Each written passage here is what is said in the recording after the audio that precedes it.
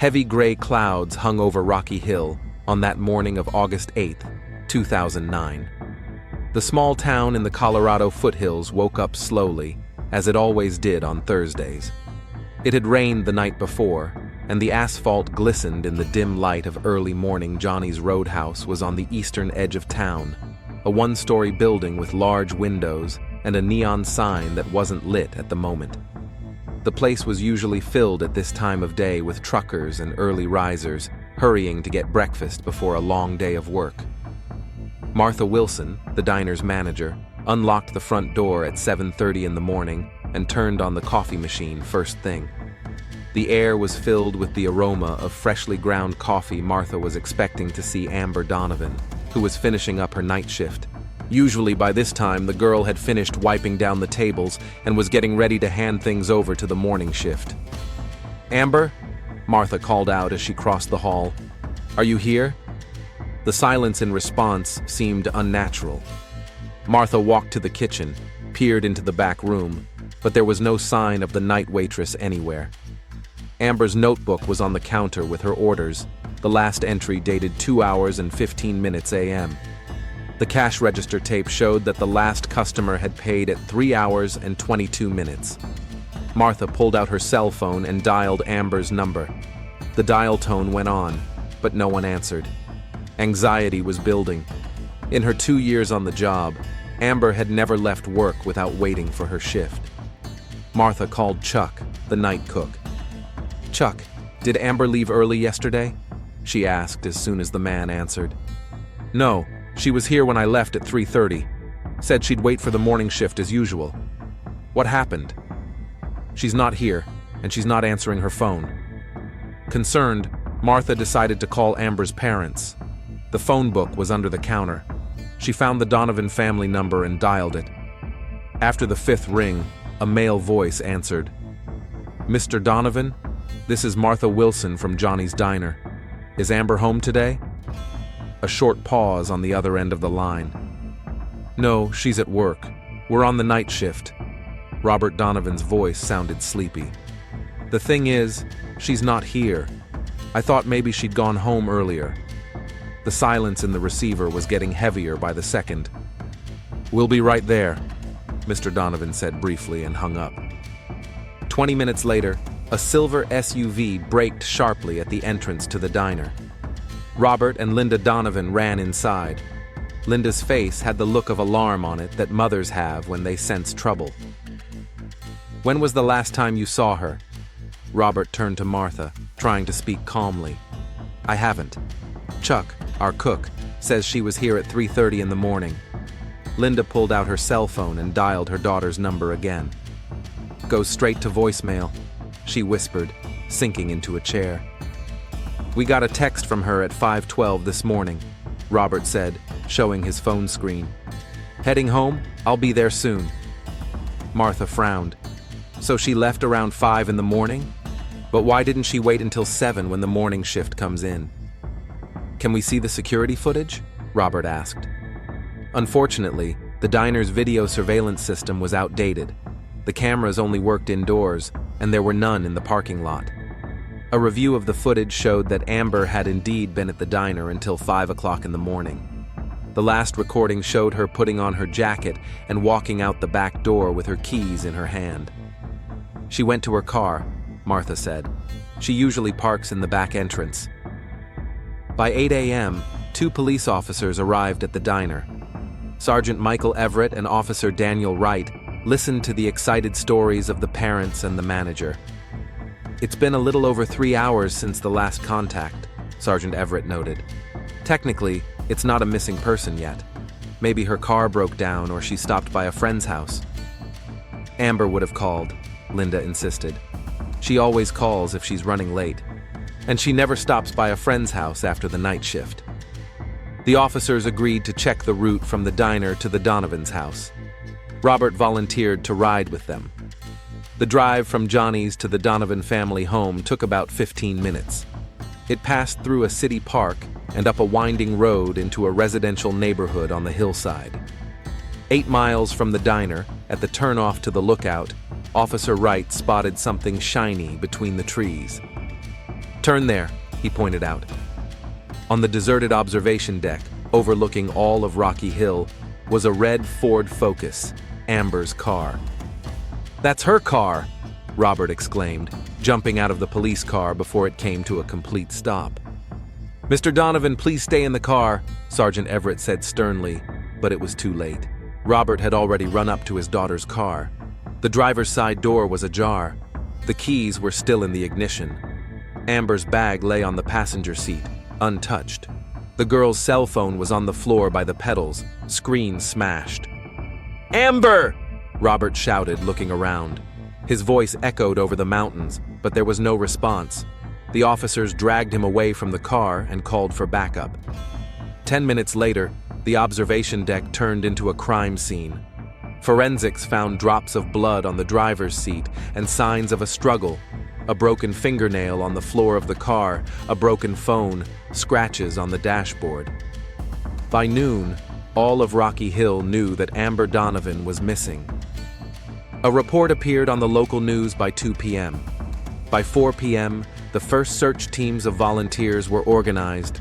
Detective Richard Bennett, a county sheriff's deputy, arrived at the lookout at 16 hours and 20 minutes. A tall man with a military bearing and a shrewd eye took command immediately. "Tell us what we have," he addressed Sergeant Everett. A 20-year-old girl, Amber Donovan, was working the night shift at Johnny's Diner. Cameras show that she left the establishment at 5 a.m., texted her parents at 5:12 to tell them she was on her way home. Her car was found here with signs of a struggle. Cell phone smashed, blood drops. Forensics says the blood is fresh. Detective Bennett examined the car without touching the evidence. "She could have stopped to watch the sunrise," he suggested. "Someone could have seen it and attacked her.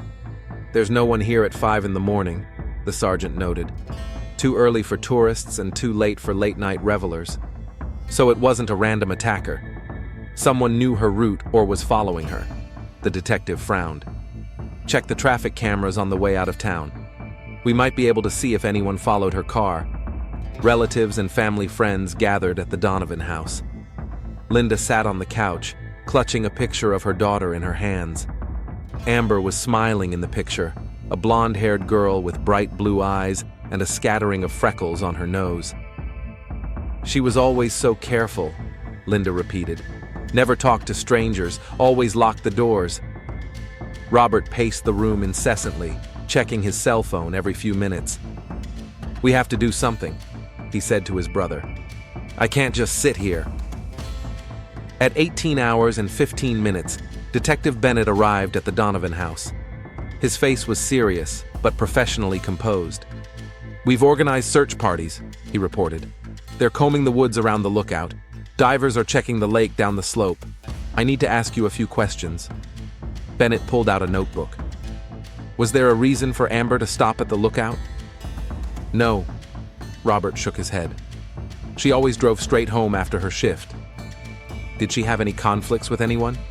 Maybe at work or in her personal life?" Linda looked up. "She had a boyfriend, Jason Miller. They broke up a month ago. It was complicated." "Difficult?" the detective interjected. "He wouldn't let her go," Robert explained. Coming over unannounced. Amber said he just didn't realize it was over." The detective wrote down a name. "Anyone else arousing suspicion? Maybe strange customers at the diner?" She mentioned a man who often came in during her shift, always sat at her table, left a big tip. She called him Cowboy because he wore a hat, Linda remembered. "Did you know his name?" "No, she never said it." On August 20th, 2099, at 22 hours and 17 minutes, the phone in the Donovan house rang. Robert grabbed the receiver. "Yes? Mr. Donovan? This is Detective Bennett. I need you to come down to the station." "Did you find Amber?" Robert's voice trembled. The pause on the other end of the line was more eloquent than any words. "We found the body in the woods, 2 miles from the lookout. We need you to identify it." Time seemed to stop at that moment. Robert didn't remember breaking the news to his wife, how they'd gotten to the police station. Everything seemed unreal, like a nightmare. The morgue was cold, and smelled of disinfectants. The pathologist, Dr. Greenwood, was saying something about the identification procedure, but the words did not reach Robert's consciousness. All he could see was a sheet under which he could see the outline of a human body. "Ready?" Dr. Greenwood asked. Robert nodded, unable to utter a word. Linda stood beside him, her hand clutching his arm with a strength that numbed his fingers. The sheet was pulled back, and they saw their daughter's face. Pale, with her eyes closed, it seemed calm, as if Amber had just slept. "It's her," Robert whispered. Linda let out a quiet groan and settled to the floor. A nurse rushed over to her with smelling salts. "Cause of death?" Robert asked as the sheet covered his daughter's face again. Dr. Greenwood glanced over to Detective Bennett, and the latter nodded. "Multiple gunshot wounds," the pathologist replied. 5 shots, 4 to the torso, 1 to the head. Death was instantaneous from the last shot. Robert closed his eyes. "When did this happen?" "Based on the condition of the body, about 2 weeks ago. Probably the day of the disappearance." Detective Bennett escorted the Donovans into his office. They sat there, stunned with grief, as he explained the next steps in the investigation. "We found her thanks to a hunter who stumbled upon the burial site," the detective said. "The killer didn't try too hard to hide the body, just covered it with branches and leaves. That could mean he acted on impulse, didn't plan the murder in advance, or that he wasn't afraid of being caught," Robert said quietly. Bennett looked at him carefully. "We will find whoever did this, Mr. Donovan. You have my word on that." But in the detective's eyes, Robert saw what he felt, the cold realization that words were powerless here. Amber was gone, and nothing could change that fact. All that remained was the emptiness and the thirst for justice that would now haunt them for the rest of their lives. It rained over Rocky Hill again that night, washing away the last traces of summer.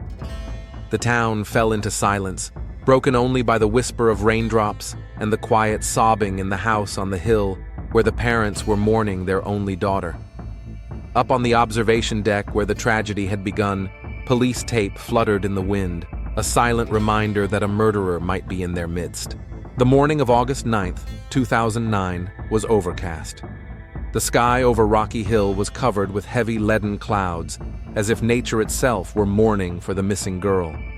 The headquarters of the search operation was located in the building of the city school, a 2-story brick structure with a large gymnasium. By 7 a.m., more than 100 volunteers had already gathered there. County Sheriff Harry Thompson, a stout man in his 50s with graying temples, stood in front of a map of the area spread out on a table. Detective Richard Bennett was nearby, making marks with a marker, dividing the area into squares. "We're combing these areas today," the sheriff pointed to the east side of the map. "We're paying special attention to ravines, crevices, any places where we can hide." He paused, glancing toward the corner of the room where Amber's parents were sitting. "Any place to hide," Bennett finished softly for him. Robert Donovan rose from his seat. It was as if he'd aged 10 years overnight. His eyes were red from sleeplessness, his cheeks sunken. "I'll lead the group," he said firmly.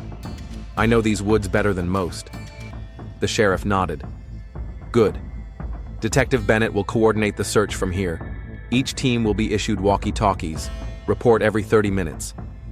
The search was aided by cinematographers with dogs trained to find people.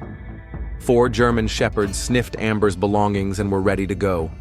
Their handlers, 2 men and 2 women in search and rescue uniforms, stood at the exit, waiting for a command. Detective Bennett approached Amber's parents. "Mr. and Mrs. Donovan, I'll have a separate team of investigators working for me. We'll start interviewing diner patrons, Amber's co-workers, check all the surveillance cameras in town. I need a list of her friends, acquaintances, anyone she's been in contact with lately." Linda Donovan, pale and gaunt, pulled a phone book out of her purse. "These are all her contacts. I wrote down whenever she mentioned new acquaintances, just in case." Bennett took it carefully. That's very helpful, thank you. You should talk to Jason Miller, Robert said, lowering his voice. Her ex. He couldn't get over the breakup. The detective made a note in his notebook. He's already on the watch list. Who else is causing you concern? There was a strange customer at the diner she called Cowboy. Always left a big tip. Amber said he comes in almost every night and stares at her, intently. The search teams moved out of the school at 8:30 in the morning. 10 teams of 5 or 6 men, each with their own area. The dogs were rushing forward. The canine handlers barely restrained them on their leashes. Some of the volunteers brought Amber's photos and gave them to each group. Robert Donovan led his team across the eastern slopes where the thick pine forest began. Among the volunteers in his group was Paul Matthews, Robert's best friend since childhood. "We'll find her, Bob," Paul said, putting a hand on his friend's shoulder. "Amber's a smart girl. She could hide if someone was chasing her." "It's been over 24 hours," Robert replied quietly. "If she's alive, why isn't she trying to contact us?" They walked on in silence, pushing the branches apart, peering into every shadow. At the Rocky Hill police station, Detective Bennett was questioning Chuck Brown, the night cook at the diner. A man in his 40s, with a tired face and hands covered with small burns from hot oil splatters, was nervously rubbing his cap. "I left at 3:30, he repeated. Amber was in the hall, wiping down the tables. It was business as usual. "Any visitors?" Bennett asked. "Who was at the diner that night?" "A few truckers, a couple locals who came in almost every night. It was quiet, no incidents." "This local they call Cowboy was there?" Chuck frowned. "Yeah, he came in around 2 in the morning, ordered eggs and bacon, sat there for a long time, left just as I was getting ready to go home." "You know his name?" "No, but he uses a credit card. It should be in the records." Bennett made a note to check the cash register transactions. "Did Amber complain about him?" "Not that she complained." The cook hesitated. "Said he was weird. Always sits where she can see him, doesn't talk much, but he stares intently." After Chuck, the detective interviewed 3 other diner employees. All noted that Amber was responsible, never left work early. No one noticed anything unusual about her behavior the night before she disappeared. By lunchtime, the name of the Cowboy became known. Frank Harris, 43 years old, worked at a sawmill in a neighboring town. He came to Rocky Hill 3 or 4 times a week, always at night. The officers went to his home. Meanwhile, the search in the woods continued. Robert's group was surveying the bed of a dried-up creek when one of the dogs barked, pulling the guide toward the thicket. "What's out there?" Robert rushed forward, ahead of the others. Kinologist held him back. "Wait, I'll check first." Guide and dog approached the bushes. Dog continued to bark, but not so confidently. Among the branches saw something blue. "Is it clothes?" asked one of the volunteers. The dog handler pulled the branches apart and pulled out an object, a blue scarf tangled in the branches. Robert recognized it instantly. "It's hers! It's Amber's scarf! I gave it to her for her birthday last year." The scarf was clean, no traces of blood. It was carefully bagged in a plastic bag and called in on the radio to forensics. "The dog picked up the trail," the dog handler reported. "Let's move on." They moved down the slope, following the dog. Half an hour later, they found a clearing with crushed grass and traces of a fire. "Someone had been here recently," Paul said, squatting down and looking at the ashes. 2 or 3 days ago, the forensics team thoroughly examined the site, collected samples of earth and ash, and photographed shoe prints. "The footprints are large, male, about size 11, said one of the experts. "It looks like hunting boots." In the afternoon, another team of investigators worked at the observation deck where Amber's car was found.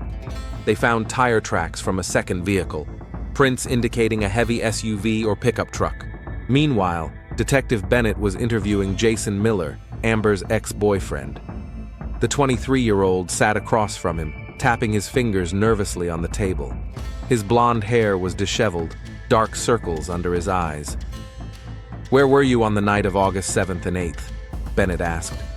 "At home, asleep. I had a morning shift at the machine shop on the 8th. "Can anyone confirm that?" Jason shook his head. "I live alone, but there's footage from the camera at the entrance to the apartment building. I got home around 10 p.m. on the 7th and didn't come out until the morning of the 8th, around 7. "When was the last time you saw Amber?"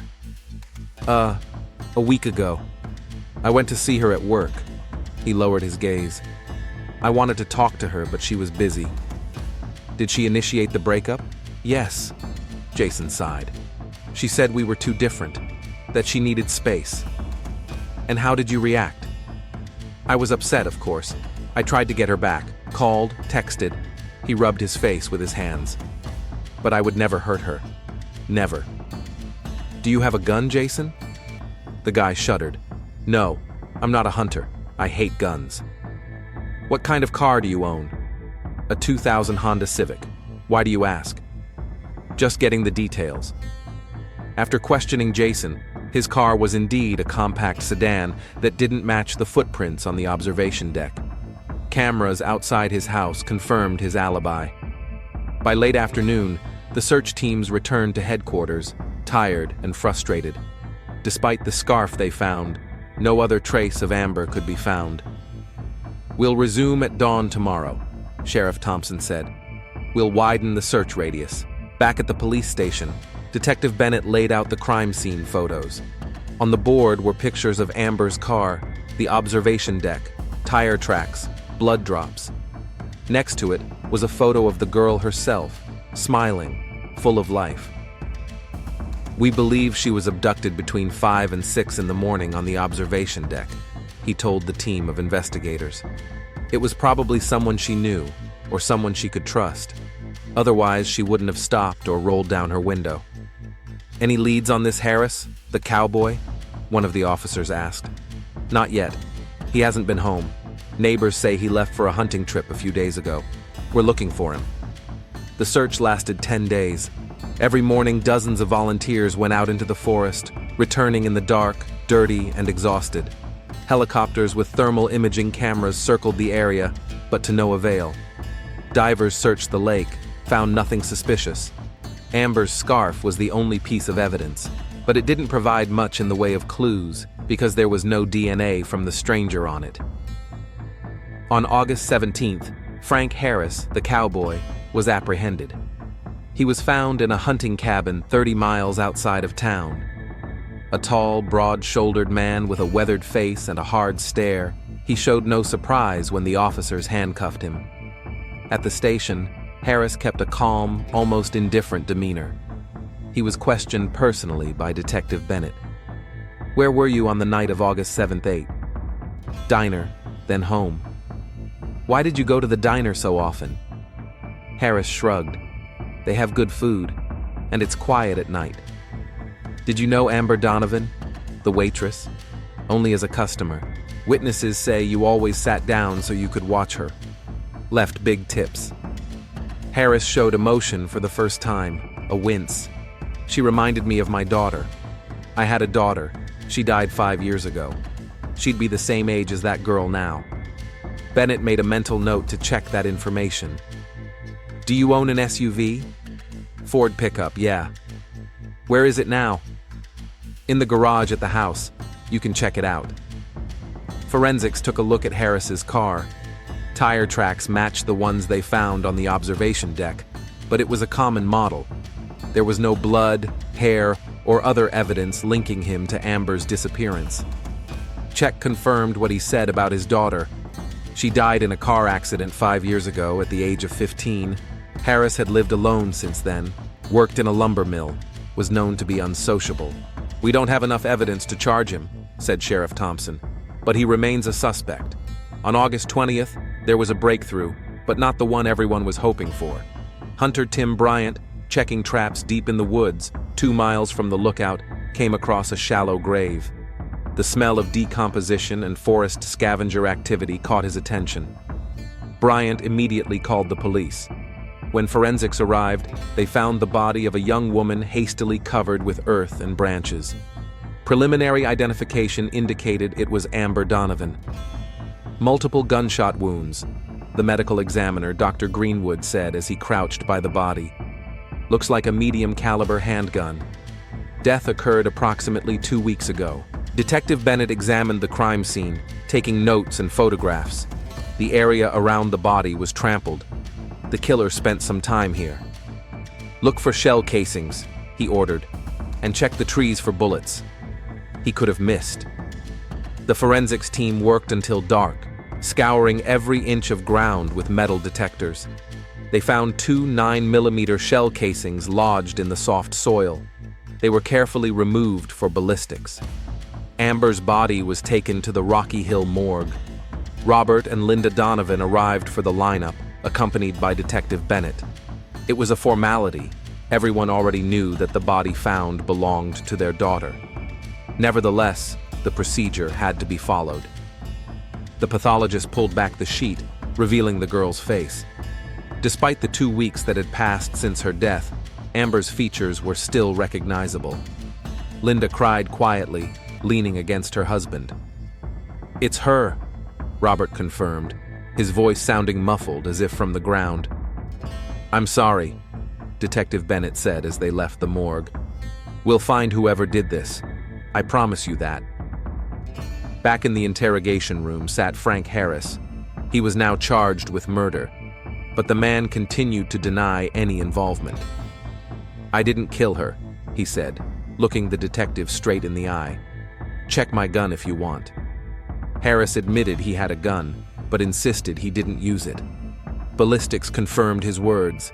The bullets recovered from Amber's body were fired from another weapon. Jason Miller was checked again, but he too was found to have no weapon. All of the diner patrons tested that night had alibis or lacked the means or motive to kill.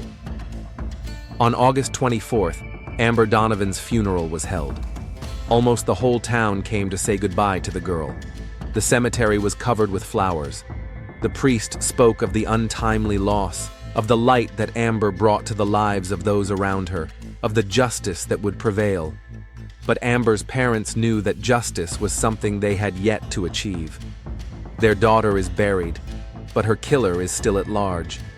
Perhaps among those who came to the funeral, perhaps watching from afar.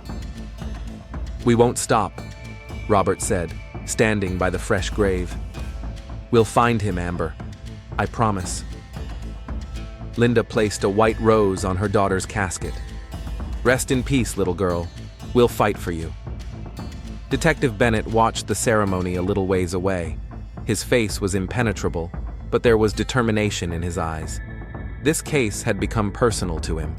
He knew that in a small town where everyone knew each other, a murderer couldn't go unnoticed for long. Sooner or later, he would make a mistake, and then justice would catch up with him. And so ended the first weeks of Amber Donovan's disappearance. Weeks of hope turned to despair, weeks of searching that led to a tragic discovery.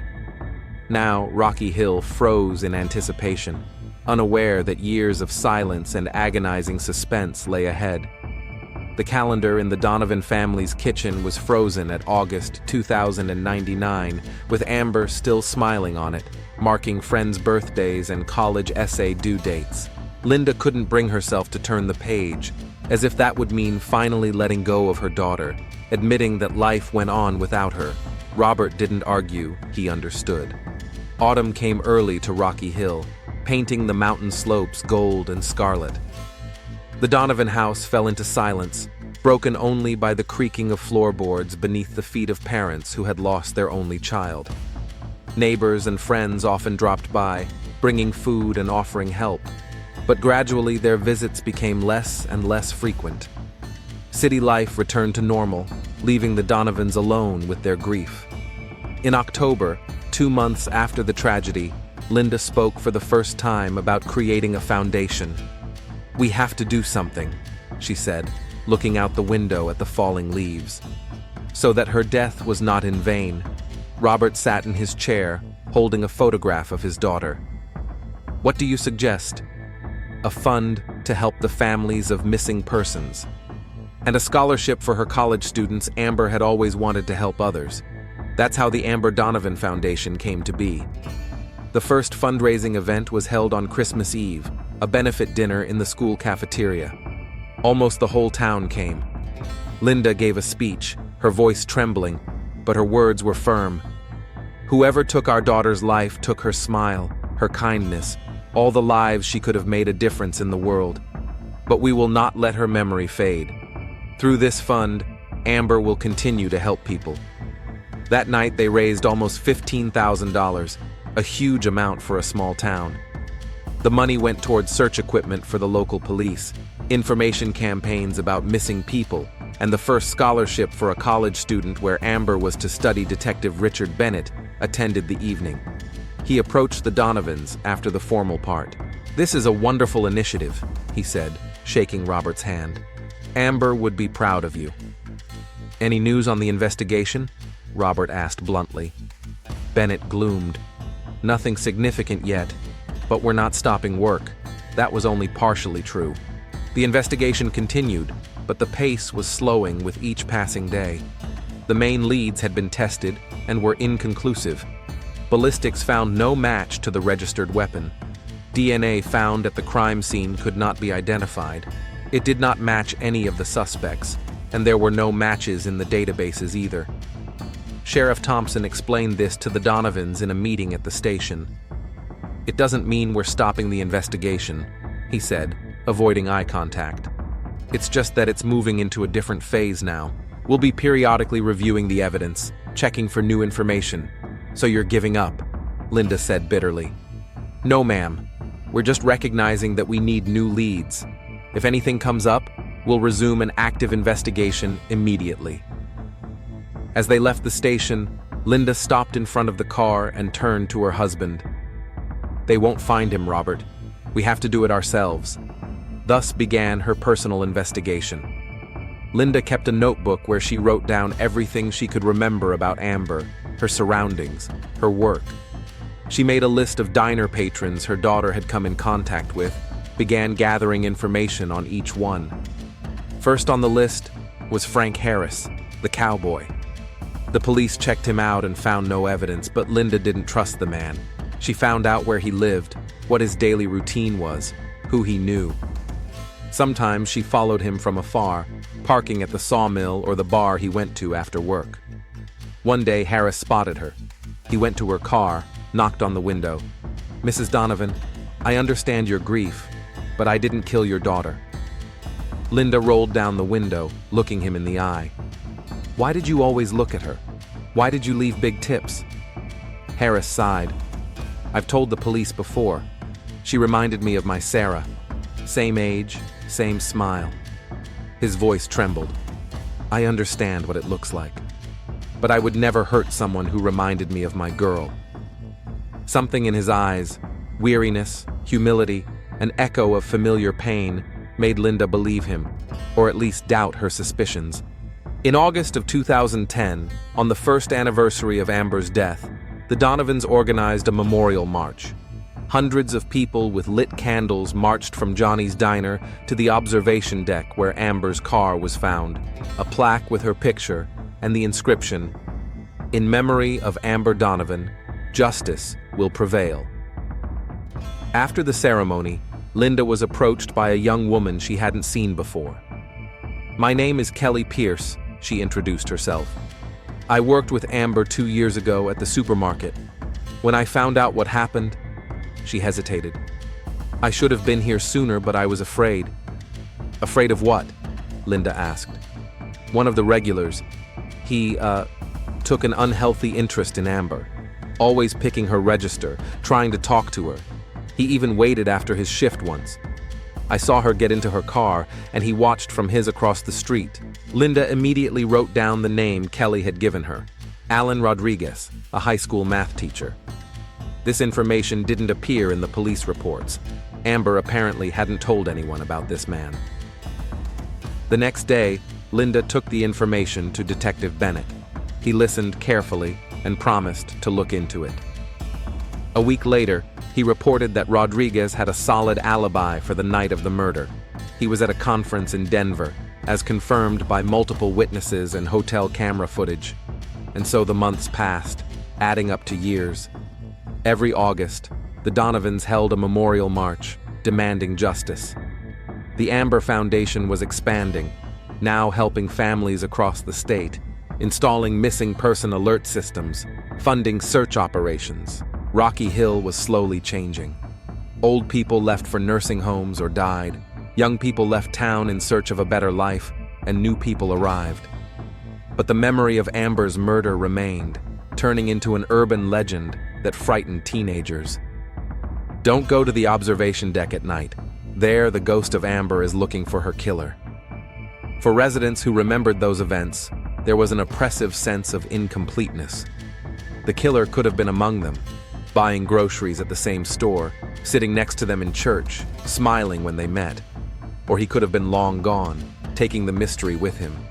The unknown bred fear and suspicion. By the 5th anniversary of Amber's death, in 2014, Linda had already amassed an impressive archive of 3 folders with information about possible suspects, records of conversations, newspaper clippings, printouts of emails Amber had sent to her friends. Robert accepted his wife's obsession, even though he thought it was keeping her from moving forward. "You'll never find him that way," he said. "Professional investigators couldn't." "They didn't know Amber like I did," Linda replied. "They don't feel her the way a mother does." That year, she focused on studying surveillance footage. Thanks to the foundation, many public places in Rocky Hill were now equipped with state-of-the-art cameras. Linda reviewed the footage from Johnny's Diner, looking for customers who came in during Amber's shifts. She made a new list of suspicious persons and gave it to Detective Bennett. Some of the people on the list were out of town, others had alibis, others just didn't fit the profile. But Bennett appreciated Linda's efforts. "You're doing an important job," he told her. "Often it's leads like this that lead to the solving of old cases." In 2016, Sheriff Thompson retired. Mark Foster, an ambitious young officer from Denver, took his place. He came to the Donovans in his first week on the job. "I've studied your daughter's case," he said. "I want to assure you that we have not forgotten about it. In fact, I'm going to set up a task force on unsolved crimes." Linda looked at him without much hope. "We've heard such promises before. I understand your skepticism," Foster nodded. "But times are changing. We have new technologies, new methods. What was impossible 7 years ago is becoming a reality today." He talked about DNA analysis, the ability to identify a criminal through relatives, new computer programs that can link seemingly unrelated crimes. "Give us a chance," Foster said in parting. "Sometimes all you need for a breakthrough is a fresh set of eyes." Robert wanted to believe the new sheriff. Linda didn't. She continued her investigation. She was now focused on looking at other unsolved crimes in neighboring counties. Her theory was that Amber's killer could have been operating elsewhere. She spent long hours in the Denver library, studying newspaper files, police reports available to the public. She searched for similarities, for patterns. Several times she thought she had hit the mark, but each time it turned out to be a dead end. By the 10th anniversary of her daughter's death, in 2019, Linda Donovan had become a renowned missing persons attorney. Her foundation had helped find 27 people and solve 4 murders in Colorado. But Amber's case remained unsolved. The memorial march that year drew a record crowd of more than 500 people. Denver television crews filmed the heart-wrenching story of a mother who, for 10 years, has held out hope of finding her daughter's killer. "What gives you the strength to keep going?" the reporter asked Linda. "A promise," she replied. "On the day of the funeral, I promised Amber that I would find whoever did this. I can't break that promise." After the march, the Donovans hosted a reception for the foundation's closest friends and activists. Among them was Detective Bennett, now a 50-year-old man with graying hair.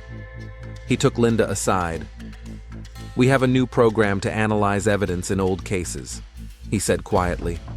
"We've sent bullets and shell casings for re-examination.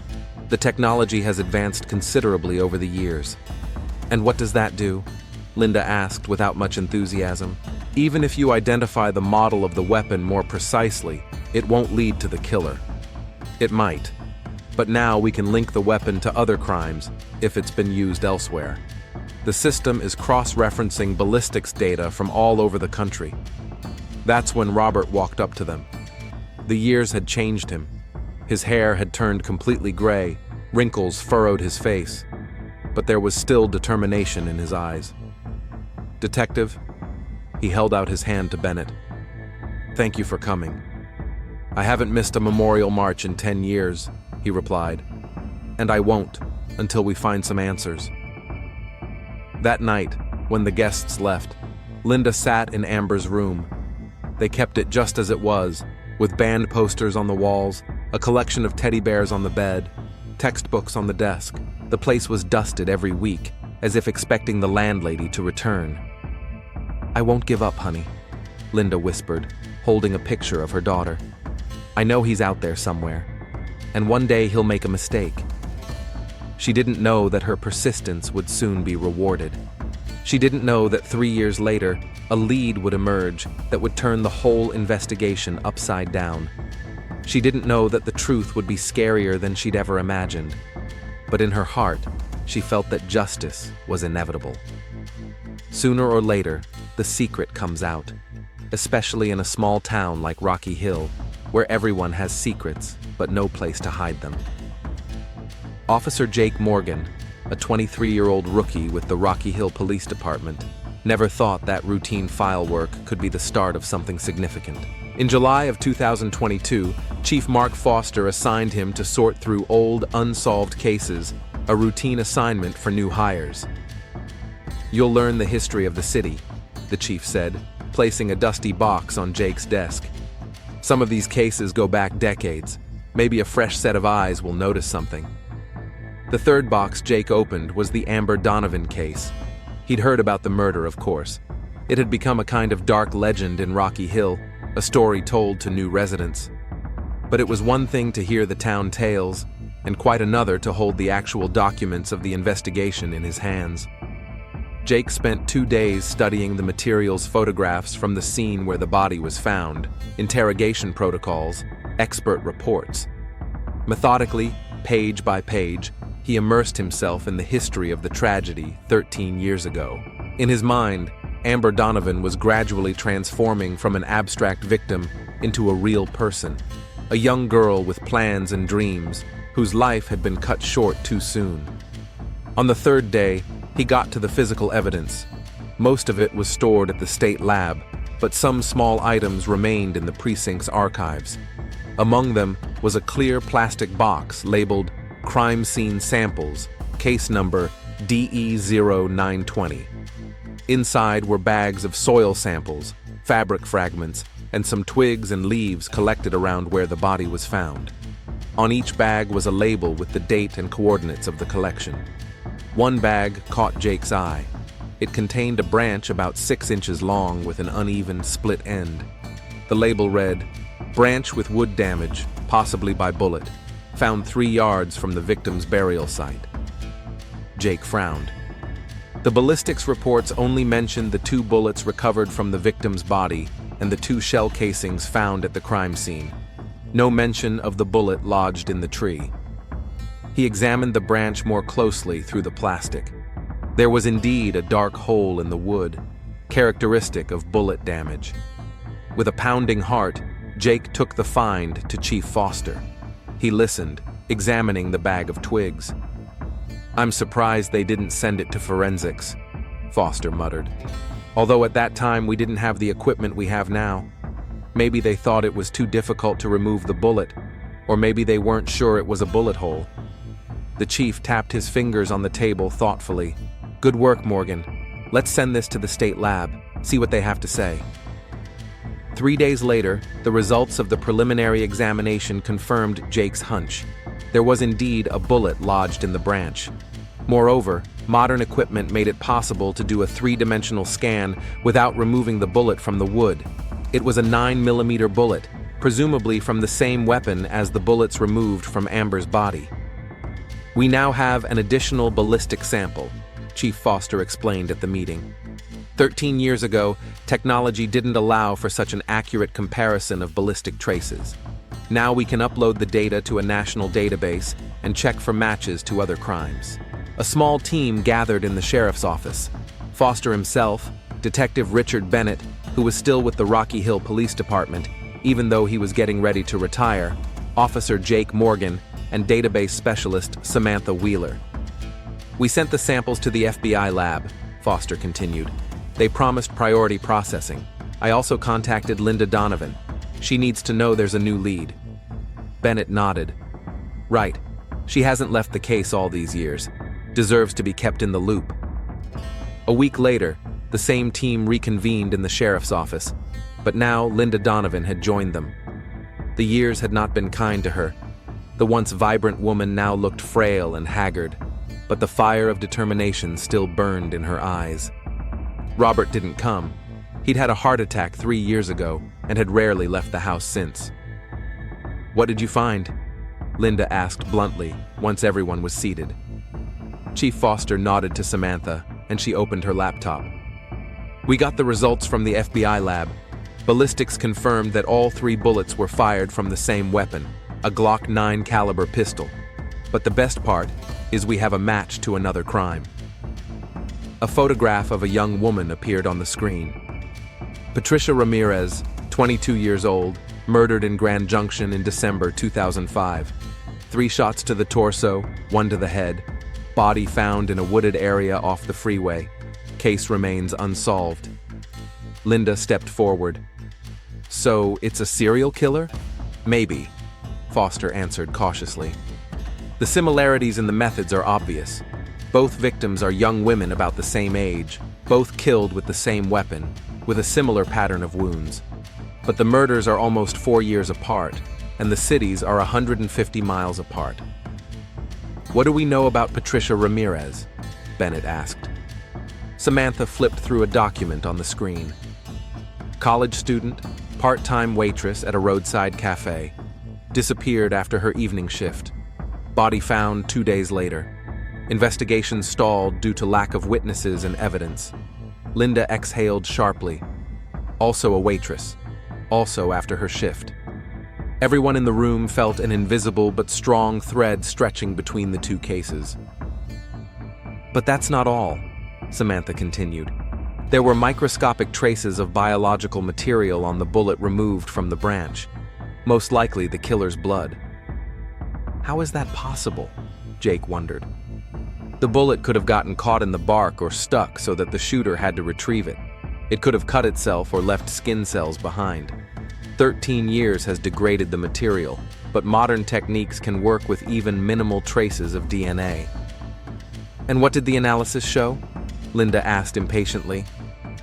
We got a partial genetic profile, Samantha replied. Not complete enough for direct comparison with the database, but enough to use a new technology, genealogical DNA search. She explained the principle of the method. Instead of searching for an exact match of the criminal's DNA, partial matches are sought with relatives who have voluntarily uploaded their genetic data to public databases. This allows the search to be narrowed down to a specific family or group of relatives. We've already started the process, Foster said. The FBI is working with several genealogy companies. It will take time, but it could lead us to the killer. When the meeting was over, Linda stopped Bennett in the hallway. Richard, what do you think of this new lead? She asked. After all these years. The detective smiled tiredly. I think we're close to closure, Linda. Closer than we've ever been. You have no idea how important this is to us. She touched his arm. All these years, you've been the only one who hasn't forgotten about Amber Bennett. Nodded and looked away. I'm just doing my job. No. Linda shook her head. The others had long since moved on to new cases, and you always remembered. The following weeks at the Rocky Hill police station were filled with feverish activity. Jake Morgan, excited by his find, dove headfirst into both Amber Donovan and Patricia Ramirez's cases. He looked for similarities, connections, patterns. One August morning, He knocked on Detective Bennett's office. "Sir, I found something interesting." Bennett took a break from his paperwork. "Come on in. What do you got?" Jake put 2 folders on the desk. "I checked Amber's work schedule at the diner and Patricia's shift schedule at her cafe. In both cases, the murders occurred after night shifts that ended early in the morning, when there's little traffic on the roads." "That makes sense," Bennett nodded. "The killer chose a time when there are fewer witnesses." "Yeah, but there's something else. In both cases, the week before the murders, the victims mentioned a strange client in conversations with coworkers. In Amber's case, we know about the cowboy who was being investigated, and Patricia complained about a middle-aged man who was asking too much about her life." Bennett straightened up in his chair. "It wasn't in the case file. I found it in an appendix to the report," Jake explained. "A brief mention in the other waitress's testimony. Apparently, the investigators didn't pay much attention to it." "Any description of this man?" "Vague. Average height, dark hair, average appearance. Nothing distinctive." Bennett tapped his fingers on the table thoughtfully. "See if there were any conferences, conventions, events in Grand Junction these days that might have attracted people from Rocky Hill." The same day, the preliminary results of the genealogical DNA analysis came in. Samantha Wheeler gathered the team in the conference room. "We have partial matches to several people," she reported, displaying the genetic tree on the screen. "They all belong to the same extended family. We can assume our John Doe is somewhere in that lineage." "How many potential suspects are there?" Chief Foster asked. "If you only count males of the right age, about 30 people. But most of them live in other states. Some have recently moved. We need to find those who were in Colorado during the years of both murders." The work boiled over.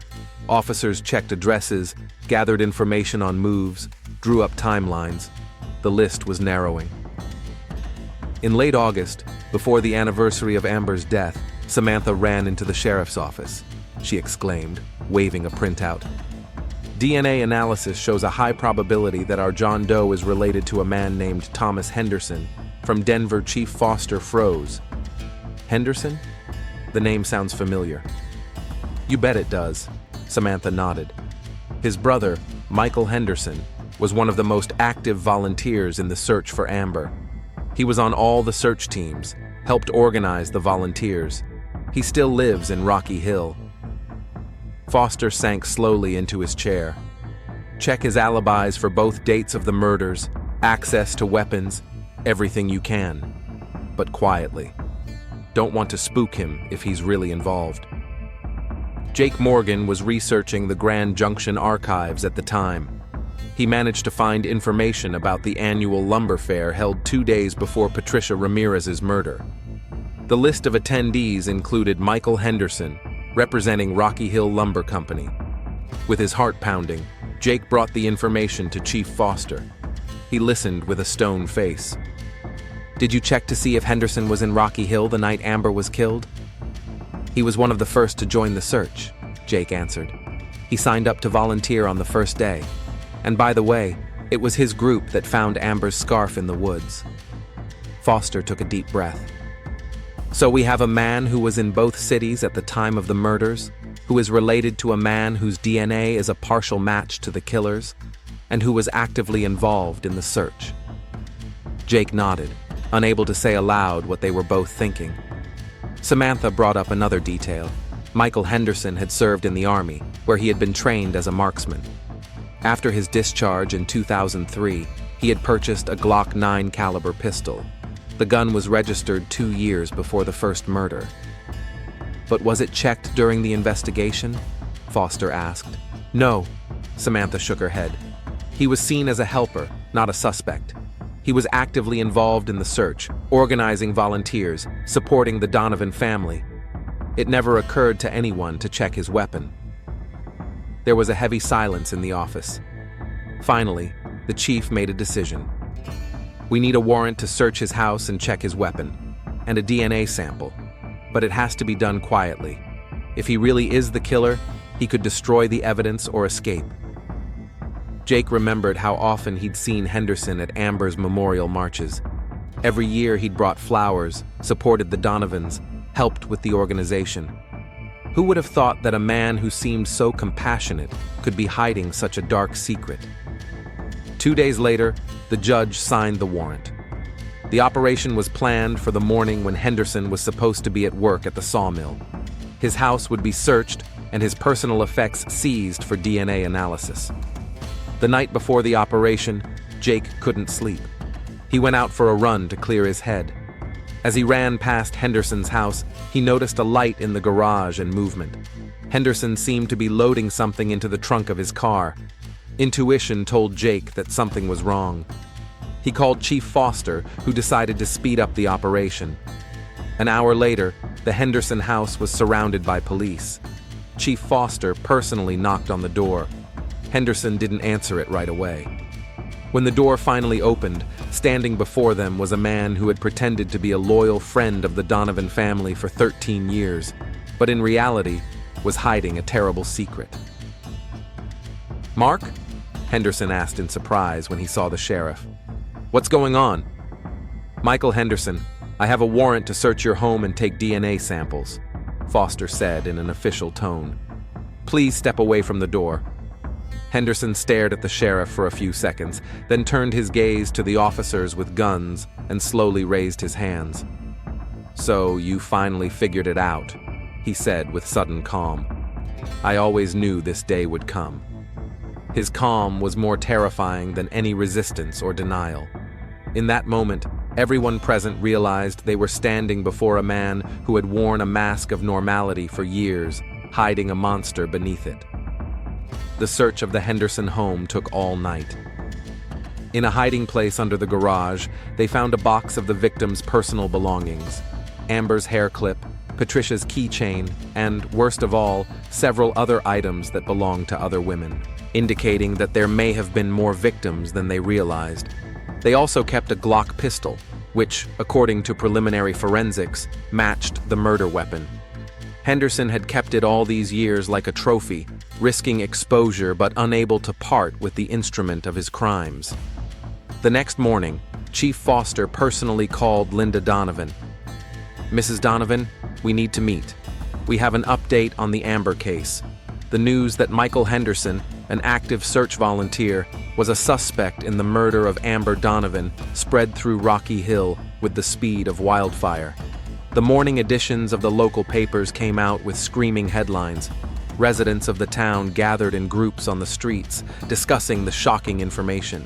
Linda and Robert Donovan learned the truth from the lips of Sheriff Foster at their home. Foster arrived in person to report the results of the investigation. "DNA tests have confirmed. The biological material found on the bullet belongs to Michael Henderson," he said, sitting across from the couple in their living room. Linda froze, unable to utter a word. Robert squeezed her hand tightly. How is this possible?" she finally squeezed out. "He looked me in the eye for 13 years, came to every memorial march, brought flowers to Amber's grave. We found a stash of the victim's personal effects in his house," Foster continued. "Among them was Amber's hairpin that you described in the missing persons report, and his gun matched the murder weapon. The weight of those words hit Amber's parents like an avalanche." "He was trusted," Robert said quietly. "We all did." A more thorough search of the Henderson house revealed a secret room hidden behind a false wall in the garage. Inside were dozens of diaries, neatly numbered and dated. In them, Henderson described his crimes with frightening methodicality. It was clear from the entries that he suffered from a split personality. One part of him genuinely wanted to help, the other part had an overwhelming urge to kill. He used his involvement in search operations to be at the center of things, overseeing the investigation from the inside and covering his tracks. Amber was his fourth victim. Before her were two other women besides Patricia Ramirez. Henderson described in detail how he tracked them down, how he planned the murders, and how he felt before and afterward. He admitted that being involved in the search for his own victims and supporting their families gave him a special satisfaction. When the county prosecutor read the charges to Henderson, he remained frighteningly calm. He did not plead guilty at the preliminary hearing, but he did not deny it. His attorney argued his client's insanity, citing mental illness. The town of Rocky Hill went into a state of collective shock. People couldn't believe that a man they trusted, who had helped in the search for the missing, had turned out to be a serial killer. Many recalled how Henderson had helped them, how he had listened to their problems, how he had always seemed so reliable and compassionate. On the day the indictment was announced, a huge crowd gathered outside the courthouse. People held up pictures of Amber and other victims, demanding justice. Linda and Robert Donovan stood in the front row, holding hands. As the police van carrying Henderson pulled up to the courthouse, the crowd roared. The officers led the handcuffed arrestee out. His eyes were blank, his face expressing no emotion. For a moment, Linda's eyes and her daughter's killer met. In that moment, the woman felt not hatred, but a strange desolation. For 13 years, she had imagined looking into the eyes of the man who had taken Amber's life. But the reality was very different. Detective Richard Bennett attended the court hearing. It was a particularly hard blow for him. He knew Henderson personally, had worked side by side with him during the search operations. "He deceived us all," Bennett told reporters after the meeting. 13 years we were looking for a monster somewhere far away, and he was there, pretending to be a friend. Michael Henderson's trial lasted 6 weeks. The evidence was overwhelming. DNA at the crime scene, trophies of victims found in his home, diaries with detailed confessions, ballistics evidence. It took the jury less than 3 hours to reach a verdict: guilty on all counts. The judge sentenced Henderson to 4 life terms without parole, 1 for each proven victim. After the verdict was announced, Linda and Robert Donovan organized one last memorial march in memory of Amber. This time it was not a protest, but a kind of farewell. 13 years ago, our daughter was brutally murdered, Linda said, addressing the crowd. For 13 years we searched for answers, demanded justice. Today we have them, though not in the way we expected. Now we can begin to heal. Rocky Hill, too, was beginning to slowly recover from its collective trauma. New Sheriff Mark Foster had initiated a review of all unsolved cases from the past 20 years. Officer Jake Morgan, who had found the crucial piece of evidence, was promoted to detective. For the Donovan family, it was a bittersweet but welcome ending to their tragedy. They knew that nothing would bring Amber back to them, but now at least they could move on, knowing that the killer had received the punishment he deserved. On the last day of the trial, as Henderson was being led away from the courtroom, Linda approached him. The guards tensed, but all she said was, "I forgive you, not for you, but for me, so that I don't have to carry this hatred around anymore." Henderson showed emotion for the first time in the whole trial, his eyes filled with tears. But whether it was remorse or simply a realization of the finality of his fate, no one could say for sure.